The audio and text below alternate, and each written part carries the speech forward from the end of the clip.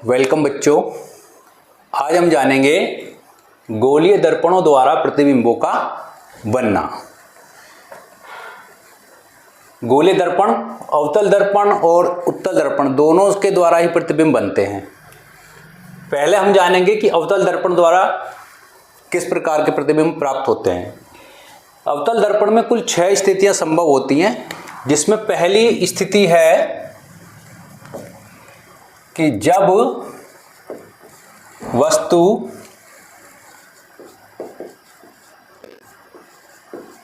अनंत पर हो तो प्रतिबिंब हमें कहाँ प्राप्त होगा। जब वस्तु अनंत पर हो तो इस प्रकार का हमको जो है फिगर बनाना है।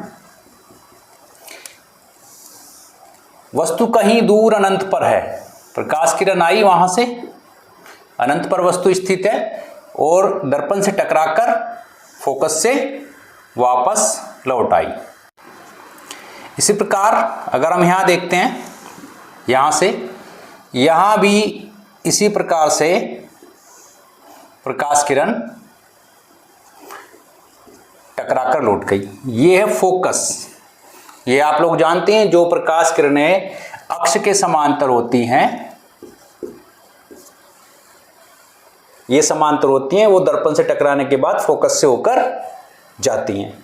तो फोकस पर हमको ये बिंदु के समान अपना प्रतिबिंब प्राप्त होता है। प्रतिबिंब की स्थिति क्या होगी? प्रतिबिंब वास्तविक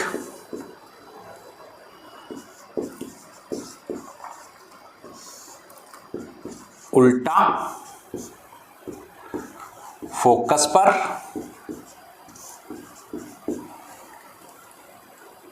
वस्तु से बहुत छोटा, वस्तु से बहुत छोटा बिंदु के आकार का, बिंदु के आकार का। तो जब वस्तु अनंत पर होगी उसके बाद हमें अवतल दर्पण से प्राप्त होने वाले प्रतिबिंब की जो विशेषता होंगी वो वास्तविक होगा, उल्टा होगा, फोकस पर प्राप्त होगा, वस्तु से बहुत छोटा, बिंदु के आकार का और वस्तु की ही ओर, वस्तु की ही ओर, यानी कि वस्तु हमारी इस तरफ है बाईं ओर, तो प्रतिबिंब भी इधर ही प्राप्त होगा।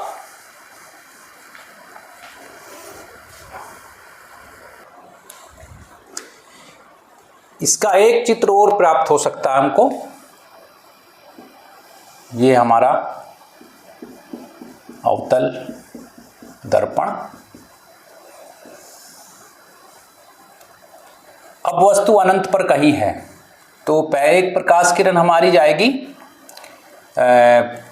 फोकस से और एक जाएगी वक्रता केंद्र से। मान लिया एक यहां से जाती है और दूसरी जाती है वक्रता केंद्र से। यहां पे C है, यहां पे F, ये P। यहां कहीं पे वस्तु है हमारी अनंत पर, अनंत पर कहीं वस्तु है। तो ये वाली प्रकाश किरण तो ऐसे ही वापस लौटेगी, लेकिन ये दर्पण से टकराकर अक्ष के समांतर हो जाएगी। यहां पे काटा है तो यहीं पे प्रतिबिंब हमको प्राप्त हो जाएगा। इस वस्तु का प्रतिबिंब यहां प्राप्त होगा। विशेषता वही रहेगी, वास्तविक उल्टा, फोकस पर, वस्तु से बहुत छोटा, बिंदु के आकार का, वस्तु की ओर ही प्राप्त होगा। दूसरी कंडीशन है जब वस्तु अनंत व वक्रता केंद्र के मध्य में हो। यानी कि इस बार वस्तु कहाँ है, ये हम फिर से उसका एक चित्र बना लेंगे। ये हमारी मुख्य अक्ष, इस बार वस्तु यहां है, मान लिया यहां पे F, यहां पे C। ये प्रकाश किरण यहां से गई दर्पण से टकराई, फोकस से वापस, फोकस से वापस।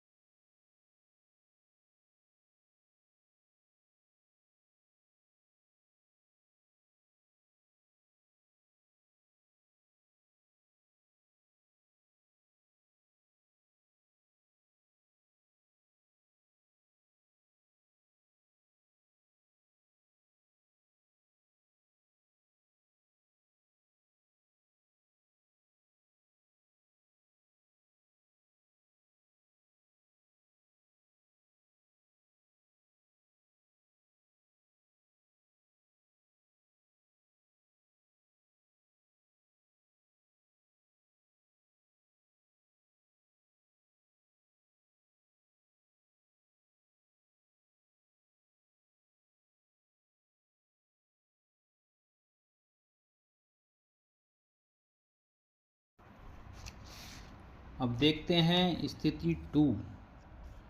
जब वस्तु अनंत और वक्रता केंद्र के मध्य में हो। अनंत और वक्रता केंद्र के मध्य, ये हमारा अवतल दर्पण, वस्तु या अनंत और वक्रता केंद्र के मध्य रखिए, वो ओ डैश, और एक प्रकाश किरण ओ डैश से जाएगी, दर्पण से टकराकर फोकस से वापस आएगी, और दूसरी प्रकाश किरण वक्रता केंद्र से होकर दर्पण से टकराकर वापस उसी मार्ग पर लौट जाएगी। जहाँ ये दोनों एक दूसरे को काटते हैं वहीं हमारा प्रतिबिंब आई डैश प्राप्त होगा। प्रतिबिंब कैसा होगा? प्रतिबिंब वास्तविक फोकस व वक्रता केंद्र के बीच उल्टा, वस्तु से छोटा और वस्तु की ओर ही बनेगा। अब तीसरी स्थिति हमारी बनती है कि जब वस्तु वक्रता केंद्र पर रखी हो। ये हमारा दर्पण का चित्र बना लेंगे, वस्तु वक्रता केंद्र पर दिखाएंगे, एक प्रकाश किरण जाएगी, दर्पण से टकराएगी, फोकस से होती हुई जाएगी, एक अक्ष के समांतर जाएगी, दर्पण से टकराकर फोकस से वापस लौटेगी। जहाँ ये इधर जाके आगे काटती हैं वहीं पे हमारा यानी कि वक्रता केंद्र पर ही हमारा प्रतिबिंब प्राप्त होता है। प्रतिबिंब कैसा होगा? वक्रता केंद्र पर बनेगा, वास्तविक होगा, उल्टा होगा और वस्तु के बराबर और वस्तु की ओर ही होगा। यहाँ पर प्रतिबिंब बराबर बनता है। नंबर 4 पोजीशन है कि जब वस्तु वक्रता केंद्र व फोकस F के मध्य में हो। कहाँ हो वस्तु? वक्रता केंद्र व फोकस के बीच में। ये हमने अपना चित्र बना लिया है अवतल दर्पण का। वस्तु हमारी कहाँ है? फोकस और वक्रता केंद्र के बीच में। अब एक प्रकाश किरण ओ डैश से होकर जाएगी और दर्पण से टकराकर फोकस से वापस लौटेगी। एक दूसरी प्रकाश किरण ओ डैश से ही चलेगी और फोकस से होती हुई दर्पण से टकराकर अक्ष के समांतर हो जाएगी। जहाँ ये काटती हैं, ये काटेंगी वक्रता केंद्र के आगे, वहीं हमारा जो है प्रतिबिंब प्राप्त होगा। जो कैसा होगा? प्रतिबिंब अनंत तथा वक्रता केंद्र के बीच बनता है, वास्तविक होगा, उल्टा और वस्तु से बड़ा तथा वस्तु की ओर ही होगा। नंबर 5 पोजीशन, जब वस्तु फोकस F पर रखी हो, यदि फोकस पे रखी है तो प्रतिबिंब कैसा बनेगा।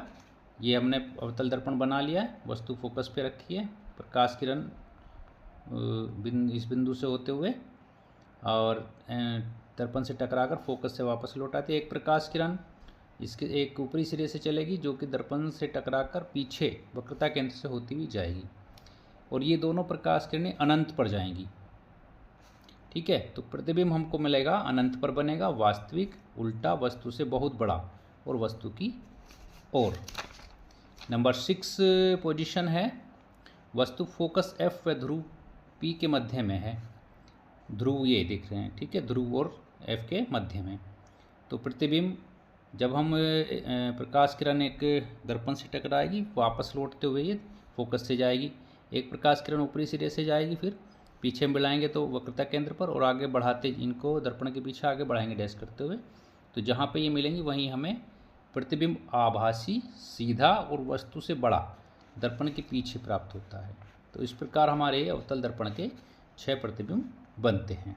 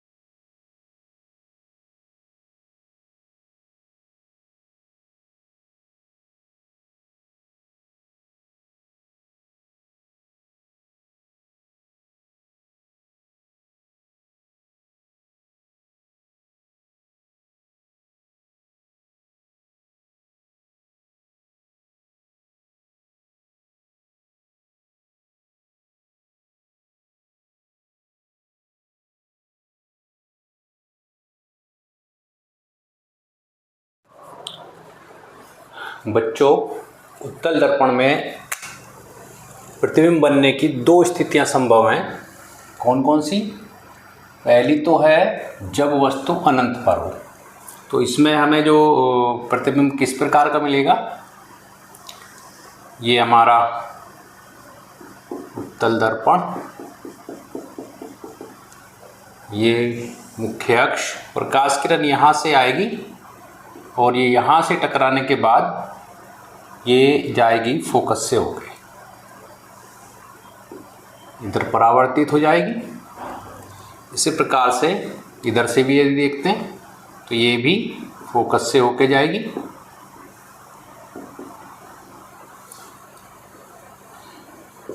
तो प्रतिबिंब हमको फोकस पर यहाँ प्राप्त होगा। प्रतिबिंब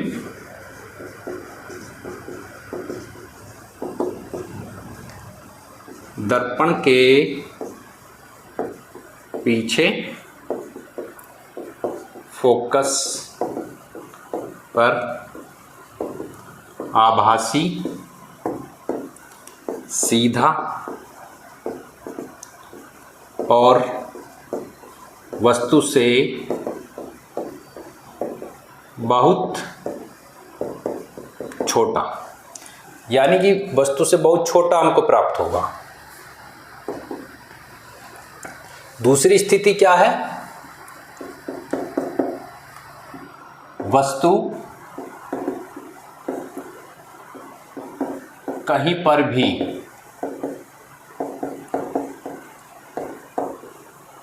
स्थित हो, कहीं पर भी मतलब अनंत और ध्रुव के बीच में, अनंत और ध्रुव के बीच में, यानी कि ये हमारा उत्तल दर्पण और ये वस्तु हमारी यहाँ स्थित है। मान लिया वस्तु ए भी यहाँ स्थित है। एक प्रकाश किरण यहाँ से चली, यहाँ टकराएगी, टकराने के बाद ये फोकस से होकर जाएगी और एक प्रकाश किरण यहाँ से चलेगी जो सीधे इसके बिंदु सी यहाँ से चलेगी और ये सीधी होती हुई यहाँ बिंदु सी पर जाएगी। तो ये प्रतिबिंब जहाँ ये दोनों एक दूसरे को काटेंगे वहीं हमारा प्रतिबिंब प्राप्त होगा। बी डैश ए डैश प्रतिबिंब कैसा होगा? प्रतिबिंब आभासी सीधा वस्तु से छोटा फोकस व ध्रुव के बीच में। तो ये केवल दो स्थितियां हैं हमारी उत्तल दर्पण द्वारा प्रतिबिंब बनने की। अब आते हैं हमारे इनके उपयोग। उत्तल दर्पण और अवतल दर्पण के उपयोग कहाँ होते हैं?